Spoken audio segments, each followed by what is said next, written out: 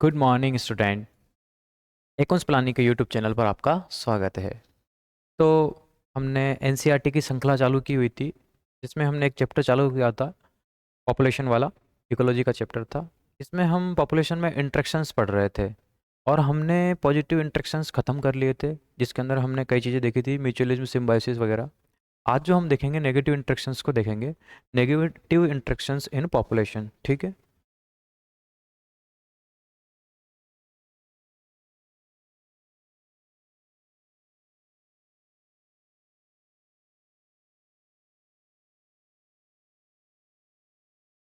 Negative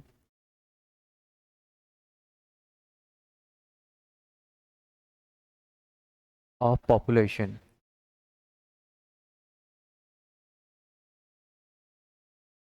देखिए,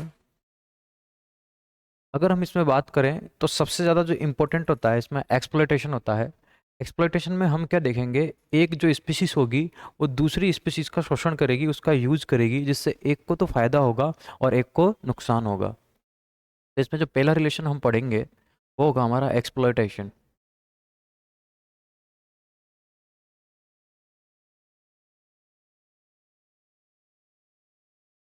अब इसके अंदर जो रिलेशन है इसमें हम क्या देखेंगे, एक को तो फायदा होगा एक स्पीसीज को, और जो दूसरी स्पीसीज होगी उसको डायरेक्टली नुकसान होगा। इसमें हम क्या कहेंगे, वन स्पीसीज डायरेक्टली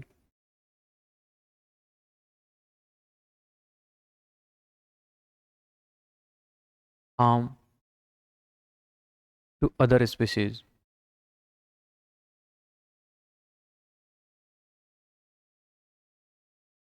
ठीक है। इसमें डायरेक्ट नुकसान पहुंचाएगी। और हम क्या देखते हैं कि हमें एक्सप्लोइटेशन के दो रूप देखने को मिलते हैं, यहाँ पे टू टाइप का एक्सप्लोइटेशन देखने को मिलता है। एक्सप्लोइटेशन है ये हमें दो तरह का देखने को मिलता है। एक बेटा हम देखते हैं पैरासिटिज्म,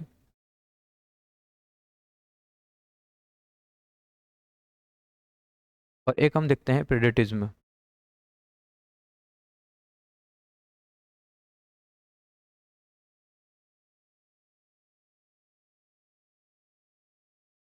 ठीक है। तो देखिए, इन दोनों रिलेशन में क्या अंतर है। देखने में तो वही, इसमें भी वही पॉजिटिव माइनस होगा, लेकिन देखिए इसमें हम देखेंगे कि इसमें जो वन स्पीसीज होगी दूसरी स्पीसीज को स्लोली हार्म करेगी, और इसमें एक स्पीसीज दूसरी स्पीसीज को फास्ट हार्म करेगी। इसमें क्या होगा, इंस्टेंट किल किया जाएगा, इंस्टेंट किल। ठीक है, प्रेडेटिज्म में। और इसमें क्या होगा, स्लोली हार्म किया जाएगा। तो इन्हें हम डिटेल में देखते हैं। पहले हम जो पढ़ेंगे वो होगा अपना प्रेडेटिज्म। ठीक है ना। तो पढ़ते हैं अपन प्रेडेशन। प्रेडेटिज्म में हम पढ़ेंगे प्रेडेशन फर्स्ट, प्रीडेशन। देखिए, इसमें हम क्या देखते हैं कि वही, इसमें रिलेशन वही चीज़ है, एक तो माइनस है और एक प्लस है। तो इसमें भी दो स्पीसीज हमें देखने को मिलती हैं, और दोनों स्पीसीज में जो ये नुकसान हो रहा है वो प्रे को होगा। जिस स्पीसीज को नुकसान होगा वो प्रे है। ठीक है। और ये क्या है, प्रेडेटर, शिकारी है ये। ये तो शिकार है, इसका शिकार होगा बेचारे का। और ये कौन है, शिकारी है, शिकारी को फायदा होगा। अब हम क्या देखेंगे, एनसीईआरटी बोलती है कि जो शिकारी होते हैं ये क्या होते हैं, प्रूडेंट होते हैं। They are prudent. प्रूडेंट मतलब विवेकी, विवेकशील होते हैं। मतलब इसमें एनसीईआरटी हमसे क्या कहना चाहती है, जैसे जंगल में दो स्पीशीज हैं, एक लॉयन है, एक रेबिट है। तो लॉयन चाहे तो एक दिन के अंदर सारे रेबिट को खत्म कर सकता है, मार सकता है। ठीक है, लेकिन वो मजे मजे के लिए शिकार नहीं करेगा, अपनी आत्मा को प्रसन्न करने के लिए शिकार नहीं करेगा। वह केवल भोजन की आवश्यकता की पूर्ति के लिए ही शिकार करेगा। उसे पता है अगर उसने जंगल के अंदर रेबिट को बढ़ने का मौका नहीं दिया, उसे ब्रीडिंग करने का मौका नहीं दिया, जल्दी जल्दी उनका अगर उसने ओवर एक्सप्लॉइट किया तो सारे रेबिट खत्म हो जाएंगे और लोयन भी एक टाइम पे भूख से मर जाएगा। इतनी अकल किसके पास होती है? शिकारियों के पास होती है। तो इसमें अपन बात करेंगे, they do not over exploit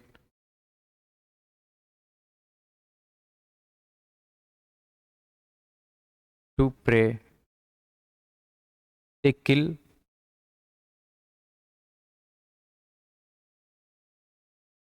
only for food. ये केवल उन्हें अपने खाने की पूर्ति के लिए ही शिकार करेंगे। और इसमें क्या होगा? ये इंस्टेंट किल हो जाएंगे, इंस्टेंट किल, तुरंत उनकी मृत्यु हो जाएगी। ये तो हो जाएगा हमारा प्रेडेटिज्म। अगर हम इसमें एग्जाम्पल देखें बेटा, तो देखो इसका एग्जाम्पल हम देखते हैं।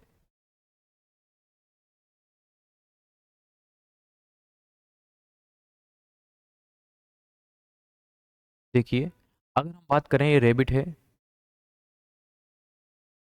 पहले सीड ले लेते हैं हम। ये सीड है, एक खाद्य श्रृंखला हम बनाते हैं। सीड है, इस सीड को कौन खा रहा है? इसको रेबिट खा रहा है, ठीक है। और इस रेबिट को कौन खाएगा? लायन। तो अगर मैं आपसे पूछूं कि हु इज प्रेडेटर, यहां पर शिकारी कौन है, आप कहोगे कि ये जो कार्निवोर है लोयन, ये रेबिट का शिकार कर रहा है। और ये रेबिट तो बेचारा शाकाहारी है, ये किसी का शिकार नहीं कर रहा है। देखिए, जो आपको लग रहा है वो यहाँ पर नहीं है। एनसीईआरटी कहती है कि जो हर्बीवोरस होते हैं, ये हर्बीवोरस भी किसके प्राण ले रहे हैं? शाकाहारियों के, क्योंकि ये तो लिविंग है। जब हम बात लिविंग वर्ड की करते हैं तो लिविंग वर्ड के अंदर हम प्लांट को भी क्या मानते हैं? लिविंग मानते हैं। तो हम ये मानेंगे कि सीड के अंदर भी प्राण है, लाइफ है। तो रेबिट इसकी लाइफ को खत्म कर रहा है, मतलब इसको इंस्टेंट किल कर रहा है। तो हम कहेंगे कि रेबिट भी शिकारी है और लॉयन भी शिकारी है। तो हम कहेंगे here rabbit and lion both are predator. ये दोनों ही क्या है बेटा? शिकारी होते हैं, ठीक है। ये हमारा एग्जाम्पल है।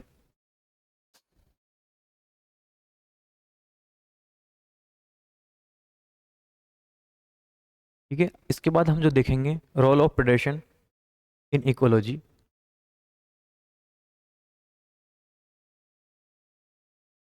रोल ऑफ प्रेडेशन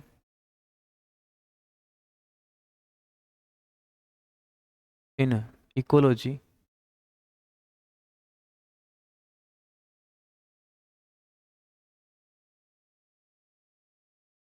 देखिए, क्या रोल है प्रेडेशन का? अगर कोई ऑर्गेनिज्म दूसरे ऑर्गेनिज्म का शिकार कर रहा है तो क्या इस तथ्य को हम प्रकृति से नहीं हटा सकते क्या? कि अगर हम सारे शिकारियों को हटा दें और प्रेडेशन को ख़त्म कर दें तो प्रकृति का क्या हाल होगा? इसी चीज़ को हमें देखना है कि हम प्रेडेटर्स को नहीं हटा सकते, उन्हें हम गालियाँ नहीं देंगे। वह भी इस इकोसिस्टम को बनाए रखने के लिए काफ़ी जिम्मेदार होते हैं। उनका इस प्रकृति पर रहना काफ़ी ज़रूरी होता है। क्यों? क्योंकि देखिए, फर्स्ट जो मैं बात करूँगा, predation is only process of only process for energy transfer।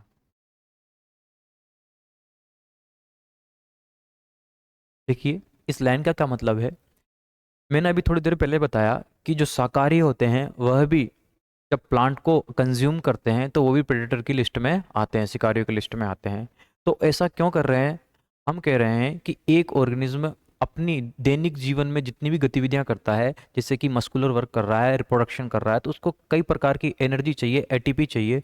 उस एटीपी के लिए वह फूड पे डिपेंडेंट होता है, और फूड वो दूसरी स्पीसीज से लेता है। जैसे कि जो शाकाहारी होंगे वह प्लांट से फूड लेंगे, और प्लांट ने फूड किससे लिया है? वो सनलाइट से लिया है, फोटोसिंथेसिस किया है, ठीक है। तो एनर्जी केवल प्लांट बना सकते हैं, प्लांट ही प्रेडेशन नहीं करते हैं, यानी कि जो ग्रीन प्रोड्यूसर होते हैं वो प्रेडेशन नहीं करेंगे। इसके अलावा बाकी जितने भी ऑर्गेनिज्म होते हैं सब प्रेडेशन करते हैं।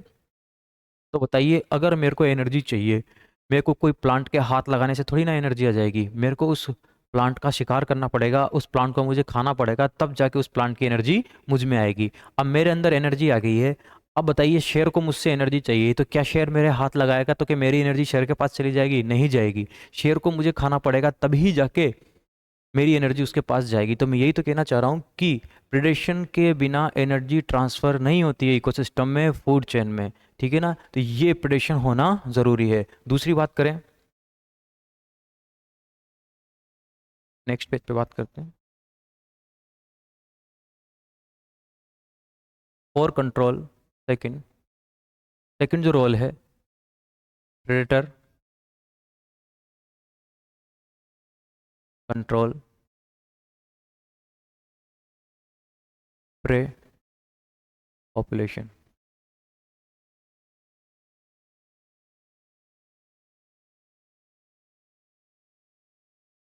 देखिए, इस लाइन का क्या मतलब है कि मान लीजिए अगर मैं किसी प्रकार से प्रेडेटर को हटा देता हूँ, जैसे जंगल है, जंगल के अंदर रहते हैं हिरण, और जंगल के अंदर रहते हैं लायन, डियर।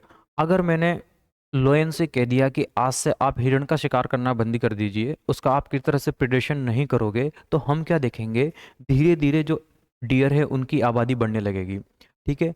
अब आबादी बढ़ने लगेगी तो वो सारा जो जंगल का घास है, फल फूल है, सबको चट कर जाएंगे। धीरे धीरे घास कम पड़ने लगेगी, और वो हिरण फूड के लिए आपस में ही लड़ने लगेंगे, और आपस में लड़ेंगे तो आपस में ही एक दूसरे को जख्मी करेंगे। और धीरे धीरे क्या देखेंगे कि बिना शिकार किए भी इंटर स्पेसिफिक कंपटीशन होने से जो वहाँ की पॉपुलेशन है हर्बीवोरस की, वो घटने लग जाएगी।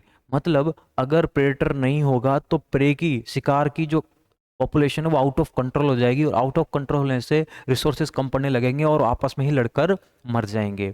यही होता है। अब बात करें कि अगर ऐसा कोई इकोसिस्टम है, वहाँ हम कोई नई पॉपुलेशन लेके आ जाते हैं या नई कोई स्पीसीज लेके आ जाते हैं, तो होगा क्या? जैसे ही हम नई कोई स्पीसीज लेके आए हैं तो उस जगह पर तो उसका कोई प्रेडेटर प्रेजेंट नहीं है, तो वो अनकंट्रोल रूप से फैलेगी। अब जब वो अनकंट्रोल रूप से फैलेगी तो दूसरे जो वहाँ की लोकल स्पीसीज होगी उसके रिसोर्सेज को छीनेगी, जिससे क्या होगा? लोकल रिसोर्सेज वाली लोकल जो स्पीसीज होगी उसकी पॉपुलेशन अपने आप गिर जाएगी। तो हमें दो तरह से इस तरह के नुकसान देखने को मिलेंगे। देखिए, इसमें क्या होगा, हम एक एग्जाम्पल लेते हैं, बात करते हैं हम प्रिकल पियर कैक्टस की। प्रिकली पियर कैक्टस, देखिए ये अफ्रीकन स्पीसीज है, अफ्रीकन प्लांट स्पीसीज।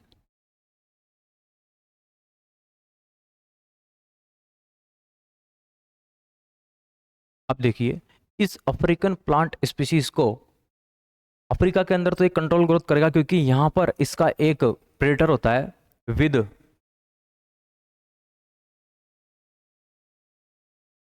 प्रेडेटर। इसका प्रेडेटर होता है जिसका नाम है मोथ, एक पतंगा होता है, इंसेक्ट है। जब तक ये मोथ अफ्रीका में प्रेजेंट है तब तक कि ये अफ्रीकन प्रिकल पियर कैक्टस अनकंट्रोल ग्रोथ नहीं करती। अब हमने क्या किया, ये काफ़ी सुंदर होता है देखने में, और रेगिस्तानी इलाका कुछ ऑस्ट्रेलिया के अंदर भी होता है। तो इस कैक्टस को कुछ ऑस्ट्रेलियंस कहाँ ले गए? ऑस्ट्रेलिया के अंदर ले गए। इंट्रोड्यूस इन ऑस्ट्रेलिया, तो इसे ऑस्ट्रेलिया के अंदर हमने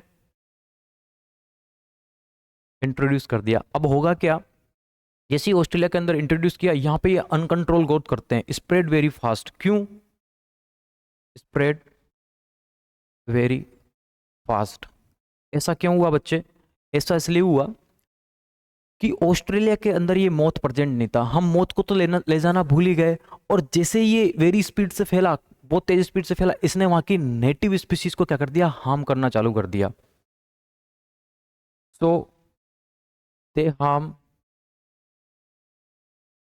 ऑस्ट्रेलियन नेटिव स्पीसीज। ऐसा क्यों हुआ? इसने फूड, वहाँ के रिसोर्सेज, वहाँ का पानी, वहाँ की मिट्टी सब पर कब्जा कर लिया और उनसे रिसोर्सेज को छीनना चालू किया, जिससे वहाँ की नेटिव स्पीशीज गायब होना चालू हो गई। तो अब क्या करें, वहाँ पे सब जगह केवल क्या है, एक ही एक चीज़ दिखने लगी, प्रिकल पियर कैक्टस दिखने लगा। तो फिर हमने मौत मौत को लेके गए और इसको भी इंट्रोड्यूस कराया कहाँ पर, ऑस्ट्रेलिया में। तब जाके इसकी आबादी कंट्रोल हुई है प्रिकल पियर कैक्टस की, वरना वहाँ की सारी स्पीशीज को खत्म कर देता है नेटिव स्पीशीज। देन इंट्रोड्यूस मौत,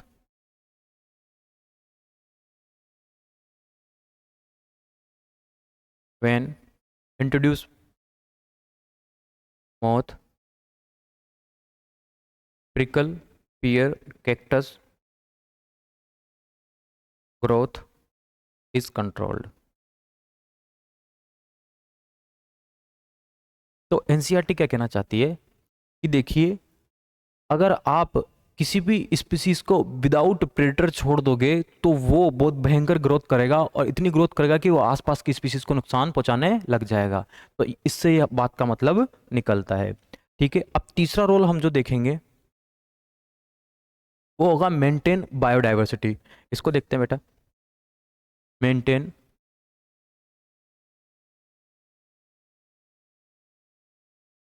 बायोडाइवर्सिटी।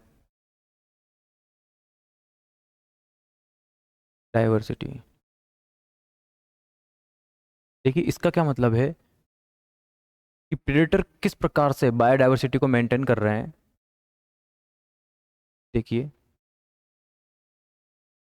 वही मैंने कहा कि अगर लोयन है, अगर उसको मैं जंगल से हटा दूंगा तो जो हर्बीवोरस होंगे, हर्ब्स कम पड़ने से वो आपस में लड़ने लगेंगे, और अपने आप क्या होगा, हर्बीवोरस की आबादी भी कम होने लग जाएगी। मतलब हर्बीवोरस प्रकृति से गायब हो जाएंगे धीरे धीरे, तो क्या हो जाएगी, बायोडायवर्सिटी कम हो जाएगी। जब तक शेर हैं उस जंगल के अंदर तब तक वहां के हर्बीवोरस भी बचे रहेंगे, मतलब बायोडायवर्सिटी बची रहेगी। जैसे ही आप प्रेडेटर को हटाओगे जंगल से, वहां की बायोडायवर्सिटी कम होने लग जाएगी।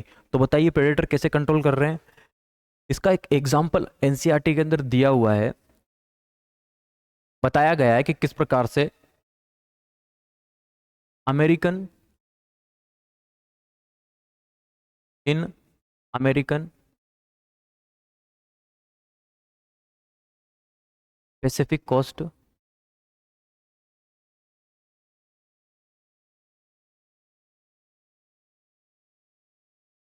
देखिए अमेरिका है, उसका जो कोस्ट है प्रशांत महासागर पे लगता है। वहां पर क्या होता है, एक Pisaster starfish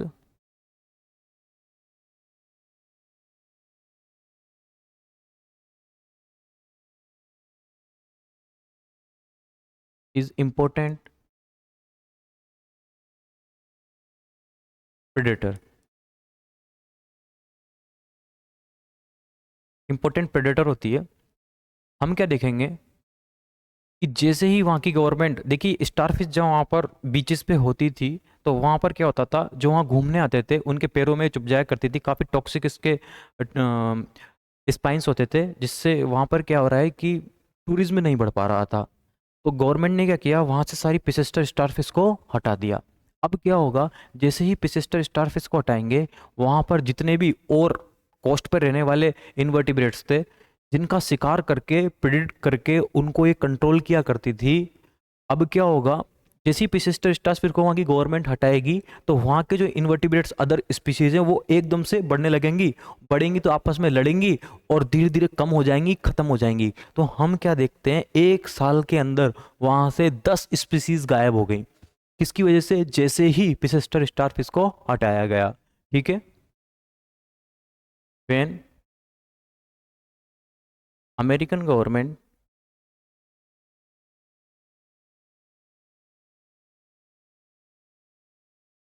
remove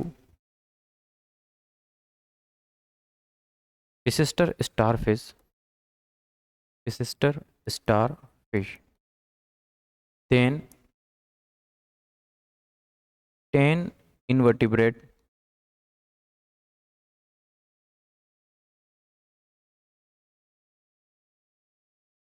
invertebrates species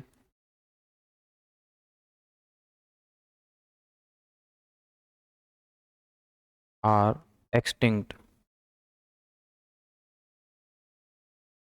अपने आप वहां से अदर स्पीशीज गायब हो गई, मतलब बायोडायवर्सिटी कम हो गई। मतलब जब तक प्रेडेटर था वहां पर बायोडायवर्सिटी थी, और जैसे ही प्रेडेटर गया स्पीशीज आपस में लड़ी और गायब हो गई, मतलब क्या हुआ, बायोडायवर्सिटी कम हो गई। इस तरह से हम तीन रोल प्रेडेटर के देखते हैं। ठीक है,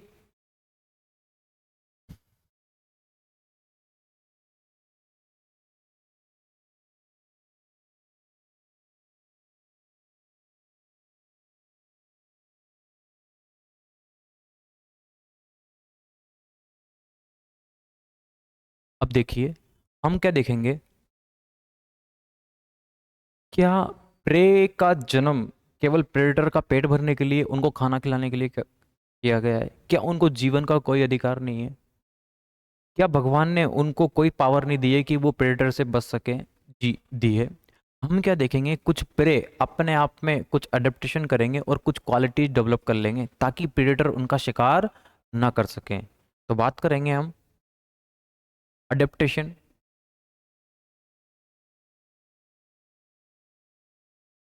इन प्रे फॉर अवॉइड प्रेडेशन। देखिए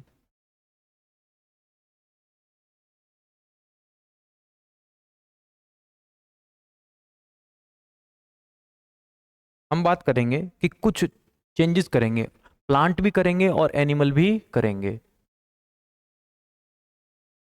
in plants and in animal.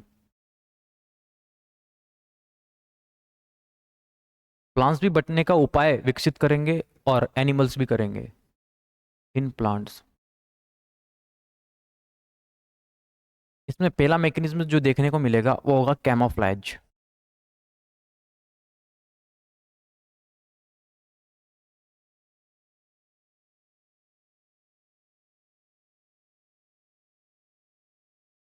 क्या होता है बेटा कैमोफ्लेज? देखिए, छुपने का तरीका, बचने का तरीका, हाइड होने का तरीका। अगर कोई ऑर्गेनिज्म, जैसे कि मान लीजिए ग्रीन कलर का कोई कारपेट है, अगर उस पर कोई ग्रीन कलर का कपड़ा गिर गया है तो आप उसको पूरे घर में ढूंढ तो फिरोगे, लेकिन आपको वो ग्रीन कलर का कपड़ा नहीं मिलेगा क्योंकि वो ग्रीन कारपेट पर गिरा हुआ है। मतलब अगर कोई ऑर्गेनिज्म अपने सराउंडिंग की तरह कलर डेवलप कर ले तो फिर वो दूसरे ऑर्गेनिज्म को नहीं दिखेगा। ऐसा ही हम क्या देखते हैं, आपने कैमिलियन देखा होगा। अगर कैमिलियन पेड़ पर है, सूखे पेड़ पर, तो वो अपना ब्राउन सा कलर कर लेता है, अगर वो पत्तियों के बीच में है तो वो अपना ग्रीन सा कलर कर लेता है। ठीक है ना, अपने कलर को चेंजेस करता रहता है वो। ऐसे ही हम देखते हैं कि जो चिपकली वगैरह होती हैं डेजर्ट में जो मिलती हैं, वो रेत के कलर से येलो कलर की होती हैं, लिजार्ड। ठीक है ना, अब ऐसे ही कुछ देख लेते हैं अपन कैमोफ्लेज। कैमोफ्लेज क्या होता है? मेंटेन मेंटेन कलर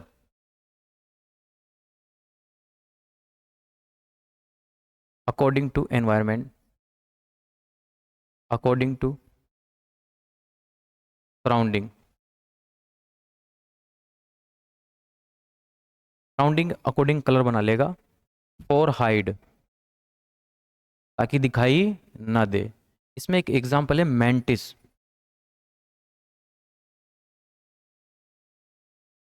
तो ग्रीन होता है, ग्रीन एंड लिव इन, ये ग्रीन कलर का होता है mantis, and live in green grass.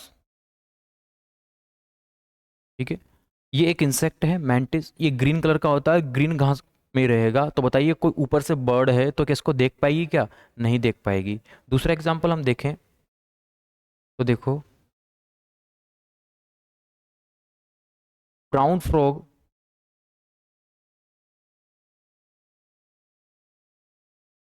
In mud. देखिए अगर फ्रॉग जो है ब्राउन कलर का है तो मड के अंदर दिखाई नहीं देगा, वो आसानी से छुप जाएगा। तो ये तो हो गया कैमोफ्लेज। इसका एक और देखते हैं हम, पहले एनिमल का कंप्लीट कर लेते हैं। Mimicry.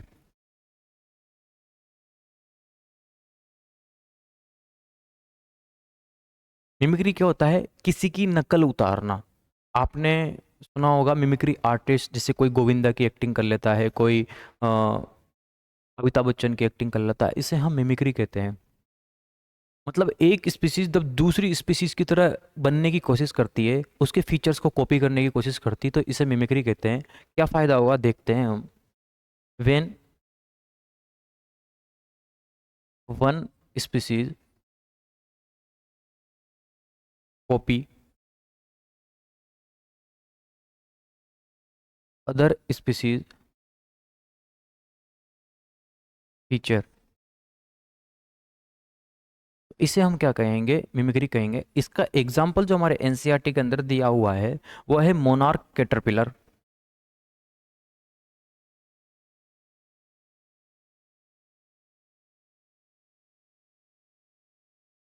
Monarch caterpillar.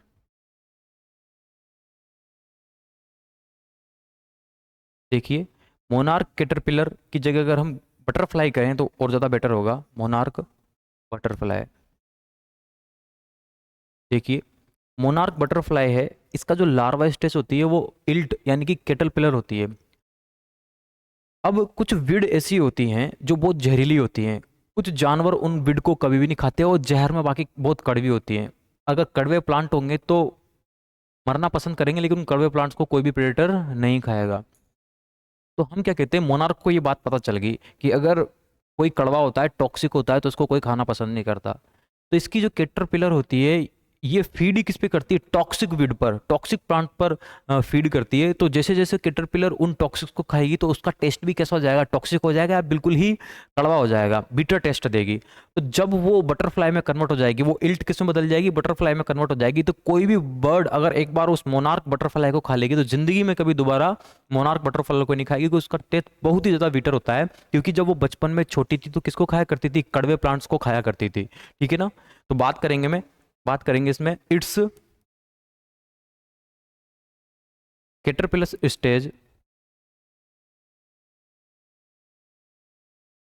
Stage feed on feed on toxic weed. So its caterpillar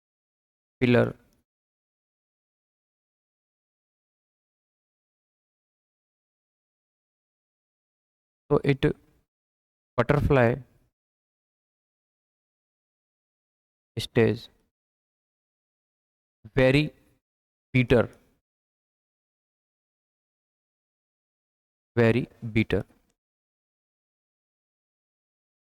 तो कोई भी जो बर्ड होगा इसका शिकार नहीं करेगा। ठीक है ना? जहर, जहर से भी ज़्यादा कड़वा होगा, ये बहुत ज़्यादा कड़वा होगा। ठीक है ना? अब थोड़ा सा हम प्लांट्स के बारे में बात कर लेते हैं। तो प्लांट्स भी शिकारियों से बचने के लिए अपने कुछ ना कुछ चेंज करते रहते हैं खुद के अंदर। जैसे कि हम स्पाइन की बात करते हैं, हम थ्रोन की बात करते हैं, तो प्लांट्स अपने अंदर कुछ कांटे डेवलप कर लेंगे। तो आप उनके फ्रूट्स, उनके बेरीज, उनके फ्लावर तोड़ने से पहले 100 बार सोचोगे, क्योंकि उनके अंदर क्या है? कांटे होते हैं। और कुछ जो केटल्स होते हैं, जानवर होते हैं, उनको खाने से बचेंगे क्योंकि उनके कांटे चुभ जाएंगे। ठीक है ना? तो बात करें इन प्लांट्स, इसमें first spines and thorn development. तो हम क्या देखेंगे? स्पाइंस बन जाएंगे और थॉर्न्स बन जाएंगे। ठीक है? तो देखो थ्रोन और स्पाइन में क्या अंतर है। जो स्पाइन होते हैं वो लीफ से बनते हैं, लीफ का मॉडिफिकेशन होते हैं, इनको आसानी से आप तोड़कर अलग कर सकते हो। लेकिन जो थ्रोन होते हैं बेटा, ये थ्रोन जो होते हैं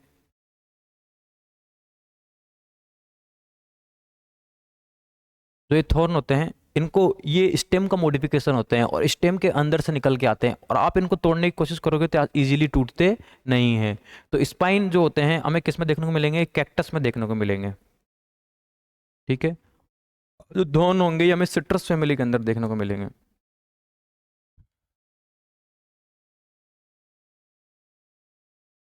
ठीक है, खट्टे फलों के अंदर देखने को मिलेंगे। इसके अलावा एक मैकेनिज्म और है कि कुछ प्लांट क्या होते हैं, वो टॉक्सिक केमिकल सिक्रेट करते हैं, जिससे कोई भी जानवर उनको खाने से बचने की कोशिश करता है। जैसे कि आप जानते हैं कैलाट्रोपिस को, ठीक है ना? सम प्लांट्स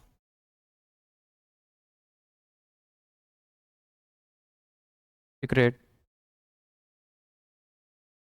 टॉक्सिक केमिकल्स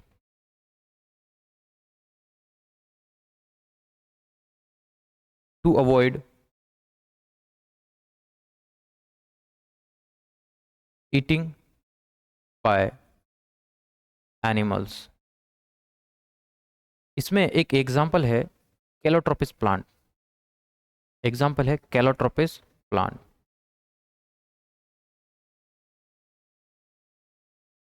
ये क्या होगा? ग्लाइकोसाइडेज एक कार्डियोवेस्कुलर ड्रग होता है, मतलब टॉक्सिन होता है। अगर जिसको कोई प्लांट खा लेगा, मतलब कोई एनिमल इस प्लांट को खा लेगा, तो उसके दिल की धड़कन बंद हो जाएगी और हार्ट अटैक से उसकी मृत्यु हो जाएगी। इस तरह का टॉक्सिक केमिकल सिक्रेट करता है। तो इस तरह से हमने एडेप्टेशन देखे, जो किसके अंदर मिलते हैं? प्रे के अंदर मिलते हैं। किससे बचने के लिए मिलते हैं? प्रेडेटर से बचने के लिए मिलते हैं। ठीक है।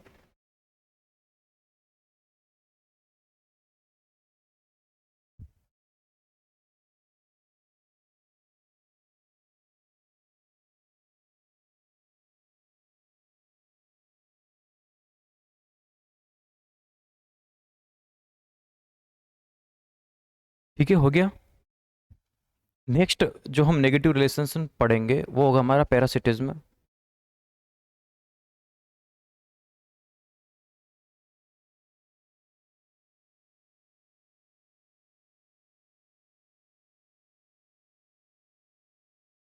देखिए, पैरासिटिज्म में क्या होता है, ये भी वही है, पॉजिटिव और नेगेटिव रिलेशनशिप होता है। एक को फायदा होगा और एक को नुकसान होगा। Positive and negative relationship. इसमें देखिए, जो पॉजिटिव होगा वो तो होगा हमारा पैरासाइट। पैरासाइट को फायदा होगा। और जो नेगेटिव होगा वो होगा हमारा होस्ट। ठीक है। तो पैरासाइट क्या होते हैं बेटा? पैरासाइट वो होते हैं जो dependent on host for food and habitat. Food और हैबिटेट दोनों के लिए डिपेंडेंट होगा होस्ट पर। और होस्ट बेचारा, इसको इंस्टेंट किल नहीं किया जाता। नॉट इंस्टेंट किल।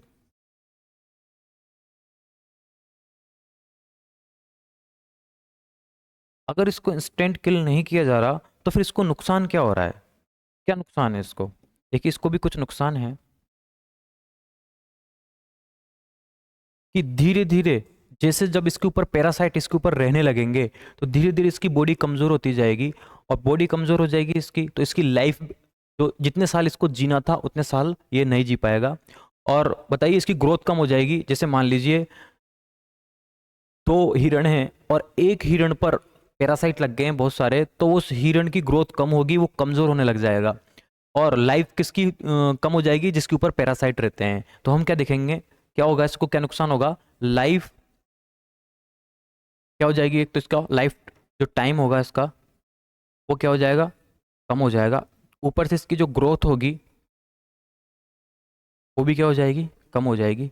और इसकी वर्किंग एबिलिटी वो भी कम हो जाएगी। जैसे मान लीजिए हम स्वस्थ हैं, हेल्दी हैं, अगर मेरे अंदर एक प्लाज्मोडियम नाम का पैरासाइट रहने लग जाएगा, तो मेरे को क्या होगा? मेरे को मलेरिया हो जाएगा। और मलेरिया होने से जितना काम मैं पहले कर पा रहा था उतना काम मैं नहीं कर पाऊंगा, मैं बीमार हो जाऊंगा। तो पैरासाइट जब रहते हैं तो क्या होता है? वर्किंग एबिलिटी भी डाउन हो जाती है। वर्किंग एबिलिटी डाउन हो जाएगी।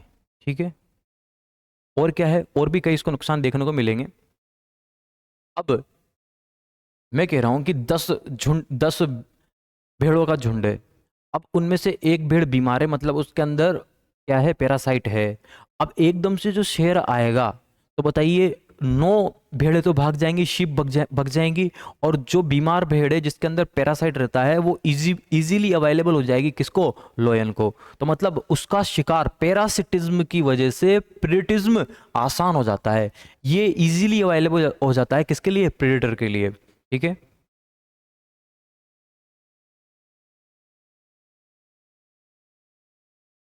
Parasitism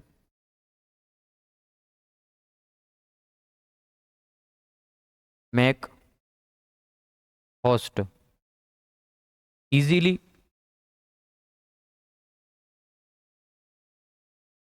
available for predator.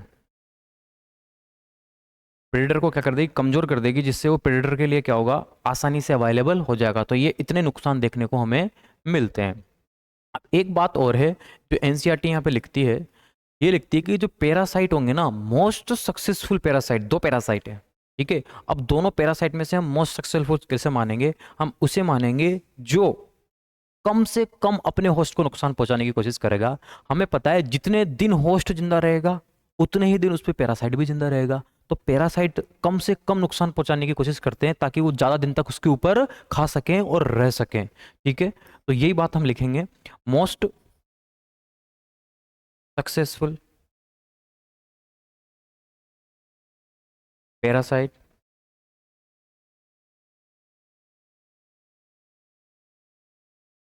Minimum harm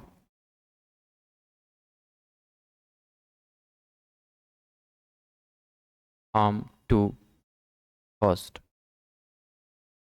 ठीक है, तो उसे हम ज्यादा सक्सेसफुल कहेंगे। तो इस तरह से हम देखते हैं। अब हम बात करेंगे कि जो पैरासाइट हैं, क्या पैरासाइट होना इतना आसान है, क्या कोई भी पैरासाइट बन सकता है, नहीं। अगर पैरासाइट बनना है तो होस्ट के ऊपर या होस्ट के अंदर रहने के लिए कुछ क्वालिटीज, कुछ अडेप्टेशन डेवलप करने पड़ते हैं। और हम क्या देखते हैं, कुछ पैरासाइट बिल्कुल ओब्लिगेट होते हैं, वो केवल सिंगल होस्ट पर ही अटैक करते हैं, किसी और के ऊपर अटैक नहीं करेंगे। जैसे हम वायरस की बात करें, वायरस बिल्कुल ओब्लिगेट पैरासाइट होते हैं। जैसे कोरोना वायरस हमने देखा था, तो कोरोना वायरस केवल ह्यूमन के अंदर हो रहा था, ना कुत्ते को हो रहा था, ना बिल्ली को हो रहा था, किसको हो रहा था, ह्यूमन को। तो कोरोना वायरस क्या है, होस्ट स्पेसिफिक है। वो एक ही तरह के होस्ट पर अटैक करते हैं, और एक ही तरह के होस्ट पर अटैक करने की वजह से उनके अंदर कुछ अडेप्टेशन डेवलप हो जाते हैं ताकि वो उस होस्ट के अंदर रह सके। बात करेंगे हम नोट डाल के, some parasite are host specific.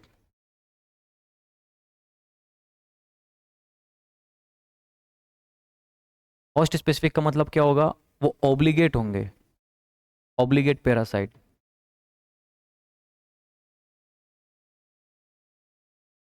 Obligate parasite होने का क्या मतलब है, अटैक ओनली वन होस्ट,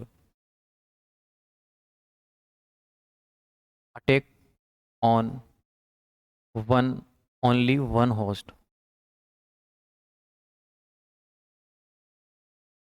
केवल एक ही तरह के होस्ट पर अटैक किया जाएगा। ठीक है, तो बताइए ये क्या करेंगे, ऐसा क्यों हुआ है, क्योंकि इन्होंने कुछ अडेप्टेशन डेवलप कर दिए हैं। They have some adaptation.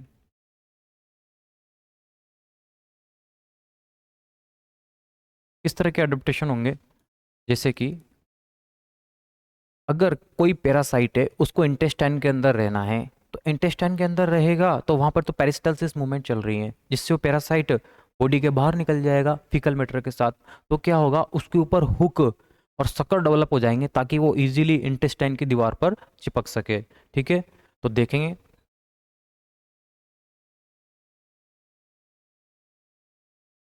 Hooks and sucker present अंदर रहेंगे तो मरने के चांसेस ज़्यादा होंगे, तो ज़्यादा से ज़्यादा क्या करने की कोशिश करेंगे, रिप्रोडक्शन करने की कोशिश करेंगे। रिप्रोडक्शन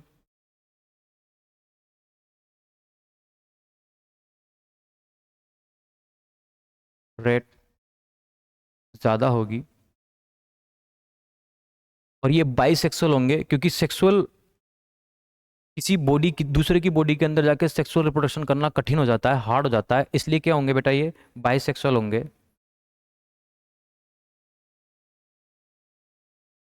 साथ में हम क्या देखेंगे, अब इनको एक जगह पे चिपक के रहना है, कहीं इधर उधर तो जाना नहीं है, तो क्या होगा, इनके अंदर जो सेंसरी ऑर्गन होंगे वो एब्सेंट हो जाएंगे। सेंसरी ऑर्गन एब्सेंट, ठीक है। अब ऑलरेडी ये किसी के इंटेस्टाइन में रह रहे हैं, तो वहाँ क्या होगा, ये डाइजेस्टेड फूड को ही एब्जॉर्व करेंगे ना, तो ये अपने अंदर डाइजेस्टिव सिस्टम नहीं रखते, तो क्या बात करेंगे, डाइजेस्टिव सिस्टम एब्सेंट, डाइजेस्टिव।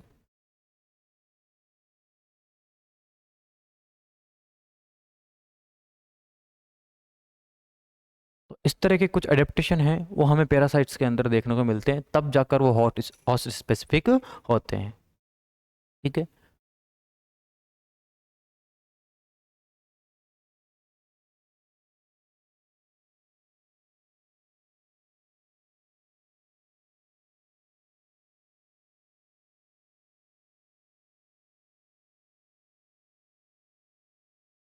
अब पढ़ते हैं हम टाइप ऑफ पैरासाइट।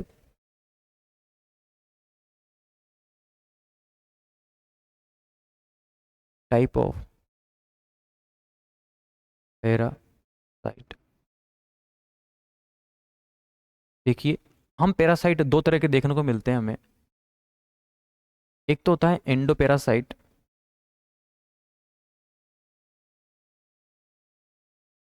एंडोपैरासाइट,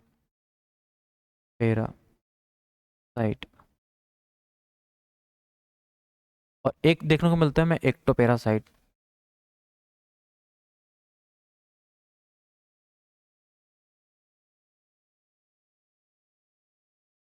देखिए एंडोपैरासाइट वो होते हैं जो किसी के अंदर रहते हैं, inside body, inside host body. और एक्टोपैरासाइट क्या होंगे, आउटसाइड होस्ट बॉडी।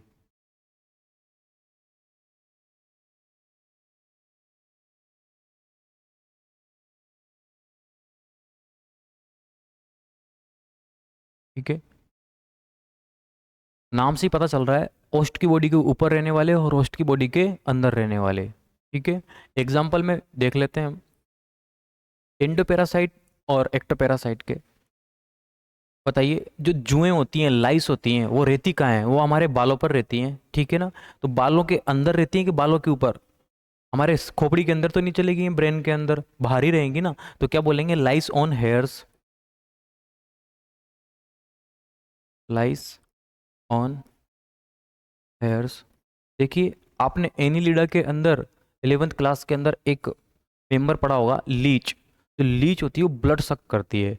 अब ब्लड सक करने के लिए वो स्किन के ऊपर अटैच होती है, ना कि बॉडी के अंदर जाती है, तो स्किन के ऊपर से वो क्या करेगी, ब्लड सक करेगी, तो क्या बोलेंगे हम,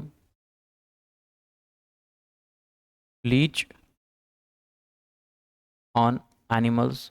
एनिमल्स के ऊपर से चिपक जाएगी वो, और स्किन से क्या करेगी, ब्लड सक करेगी। दूसरा एग्जाम्पल हम देखते हैं, कई एग्जाम्पल होते हैं, ठीक है। लीच हो गया, लाइस हो गई है। अब अगर हम बात करें एंडोपैरासाइट की, तो एंडोपैरासाइट क्या होंगे, अंदर रहेंगे, और एक्टोपैरासाइट बाहर रहेंगे। देखो प्लांट में भी रहते हैं, अगर आप कहोगे कि प्लांट के ऊपर नहीं रहते, तो प्लांट पे भी रहते हैं। जैसे कि देखो प्लांट में देख लेते हैं हम, lake insect, lake insect on plants. देखिए लाख का एक कीट होता है, लाख बनाने का काम करता है, ये दूसरे पेड़ के ऊपर रहेगा, उसको खाएगा, और क्या बनाएगा, एक रेजिन बनाएगा जिससे लाख बन जाती है। ऐसे ही हम सिल्क वर्म की बात कर सकते हैं। सिल्क वर्म भी क्या होगा, एक प्लांट के ऊपर रहेगा, मलबेरी प्लांट के ऊपर, उसको खाएगा, अंदर नहीं जाएगा, बाहर से ही खा रहा है ना, तो वो क्या हो गया है, एक्टोपैरासाइट, ठीक है। Silk worm,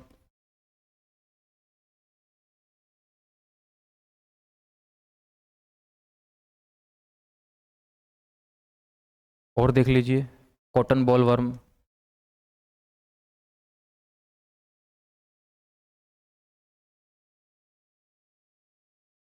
on cotton plant.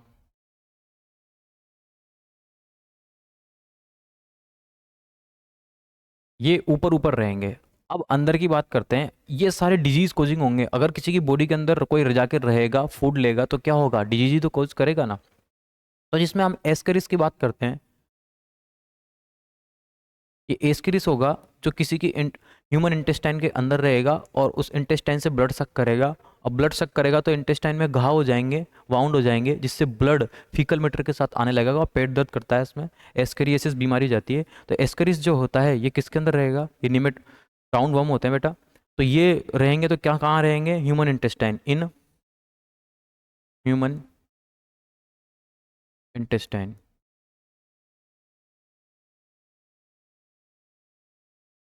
दूसरा बात करते हैं हम, देखिए जैसे आपने सुना होगा प्लाज्मोडियम। ये प्लाज्मोडियम कहाँ रहता है बेटा, हमारी बॉडी के अंदर चला जाएगा और आरबीसी के अंदर जाके रहेगा। आरबीसी के अंदर जाके अपनी ग्रोथ करेगा और वहाँ एक टॉक्सिक सिक्रेट करेगा जिसका नाम है हीमोजोइन। हीमोजोइन जब हमारे ब्लड में आता है तो हमें बुखार आता है और ठंड लगकर बुखार आता है, हीमोजोइन की वजह से आता है। जो कौन बनाता है, ये प्लाज्मोडियम ही बनाता है। ठीक है ना। तो प्लाज्मोडियम क्या हो जाएगा हमारे अंदर, एंडोपेरासाइट हो जाएगा। किसके अंदर रहेगा, ये हमारी आरबीसी के अंदर रहेगा, इनसाइड आरबीसी,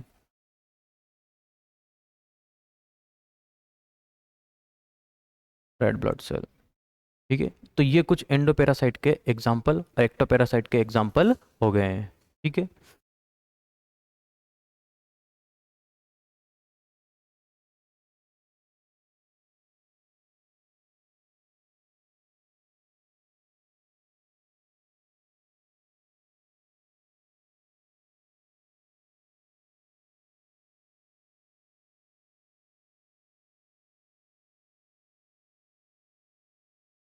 देखिए अब हम आगे देखते हैं प्लांट पैरासाइट। क्या प्लांट भी पैरासाइट हो सकते हैं, हाँ हो सकते हैं, प्लांट पैरासाइट। क्या प्लांट पैरासाइट हो सकते हैं, होते हैं। और दो तरह के प्लांट पैरासाइट हमें देखने को मिलते हैं। एक होते हैं कंप्लीट प्लांट पैरासाइट,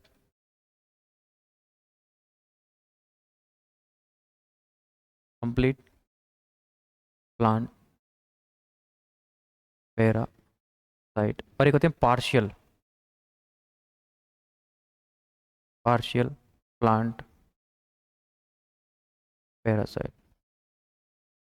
देखिए जब फूड और वाटर दोनों के दोनों प्लांट किसी दूसरे प्लांट से लेगा तो कंप्लीट, क्यों, क्योंकि इस पैरासाइट के अंदर क्लोरोफिल एब्सेंट होता है और इस पैरासाइट के अंदर केवल ये पानी लेगा दूसरे प्लांट से, फूड नहीं लेगा। फूड ये खुद बनाएगा, फूड ये खुद बनाएगा। आधा दूरा पैरासाइट है, ये पूरा पैरासाइट है। ये फूड भी लेगा, पानी भी लेगा।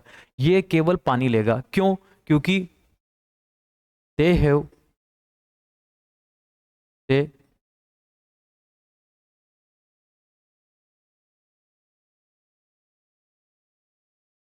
दे डू नॉट हैव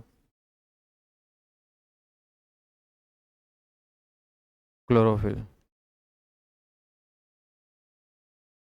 ठीक है। और इसमें बात करें तो दे हैव क्लोरोफिल। तो ये खाना क्या होगा, इस प्लांट की जड़ें दूसरे प्लांट के जाइलम और फ्लोएम दोनों के अंदर जाएगी। जाइलम से पानी निकालेगा और फ्लोएम से खाना निकालेगा। और इस प्लांट की जड़ें दूसरे प्लांट के केवल और केवल जाइलम के अंदर जाएगी, फ्लोएम के अंदर नहीं जाएगी। और फ्लोएम से फूड नहीं लेगा, किससे लेगा, केवल जाइलम से पानी लेगा। ठीक है। तो इसमें अपन एग्जाम्पल में बात करते हैं। तो एक प्लांट है बेटा, कस्क्यूटा प्लांट। जो ये कस्क्यूटा प्लांट होता है ना, ये क्या होता है, ये स्टेम पैरासाइट है, stem parasite.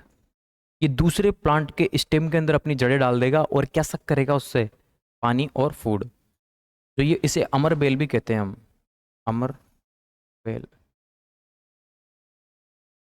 Partial plant parasite में देखिए क्या है, इसका एग्जाम्पल हम देखते हैं।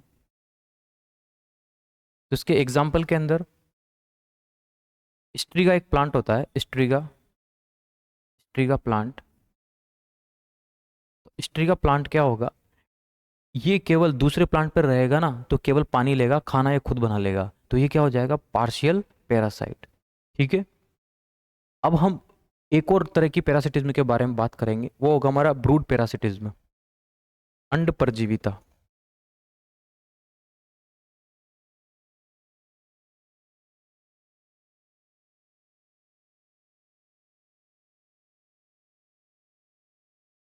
क्या होता है ब्रूड पैरासिटिज्म, अंडों की रखवाली करना या अंडों की देखभाल करना ब्रूडिंग कहलाता है। कई बार इस बात का फायदा कुछ दूसरे बर्ड्स उठा लेते हैं, कब, जब उनके अंडे दूसरे बर्ड्स के अंडों से बिल्कुल सिमिलियर होते हैं, सेम शेप एंड साइज के होते हैं, तो क्या होता है वो खुद घोंसला नहीं बनाएंगे, जिसकी जगह पे क्या करेंगे, दूसरे जो उसके सिमिलियर होते हैं उनके घोंसलों के अंदर अपने अंडे दे देंगे, जिससे उन्हें रखवाली भी नहीं करनी पड़ती, ना ही उनको खाना खिलाना पड़ेगा, तो उनका टाइम बच जाएगा, जबकि टाइम किसका बर्बाद होगा, दूसरे का। ठीक है ना, तो ऐसा हम क्या देखते हैं, क्रो के अंदर देखते हैं, जो फीमेल क्रो होती है ना बेटा, फीमेल क्रो, और बात करें female Kuku bird, Kuku bird, female Kuku bird की बात करेंगे हम इसमें। ठीक है, फीमेल कुकू बर्ड, तो हम क्या देखेंगे, इसे कोयल कहते हैं हम, कोयल। तो कोयल के जो अंडे हैं वो कौवे के अंडों से बिल्कुल मैच करते हैं, तो क्या करेगी ये, अपने अंडों को किसके अंदर डाल देगी, क्रो के घोंसले के अंदर डाल देगी। Kuku bird lay eggs inside of crow nest. ठीक है, तो जिससे क्या होगा, इसके अंडों की रखवाली को किसको करना पड़ेगा, क्रो को करना पड़ेगा, तो इसका तो टाइम चला जाएगा, इसका फूड बर्बाद हो जाएगा, जो केयर इसके बच्चों को मिलनी चाहिए वो केयर इसके बच्चों को मिल जाएगी, तो इसका तो फायदा हो गया। ठीक है, इसका तो फायदा हो गया और इसका नुकसान हो गया है। क्यों, क्योंकि both eggs show coevolution, coevolution show करेंगे और सेम शेप एंड साइज के होंगे, जिससे क्रो के बर्ड अपने अंडे और कुकू बर्ड के अंडे में कोई अंतर नहीं कर पाएंगे, जिससे क्या होगा, इसका शोषण हो जाएगा। तो इस तरह से हमें पैरासिटिज्म देखने को मिलती है। ठीक है, तो आज हमने क्या देखे, नेगेटिव रिलेशनशिप देखे। ठीक है, और ये इस चैप्टर में ये कुछ बातें थी जो हमने जानी। ठीक है, तो आज का ज्ञान हमारा यहीं समाप्त होता है, अगला ज्ञान हम अगली कक्षा के अंदर देखेंगे। तब तक के लिए आपका धन्यवाद और शुक्रिया, थैंक यू।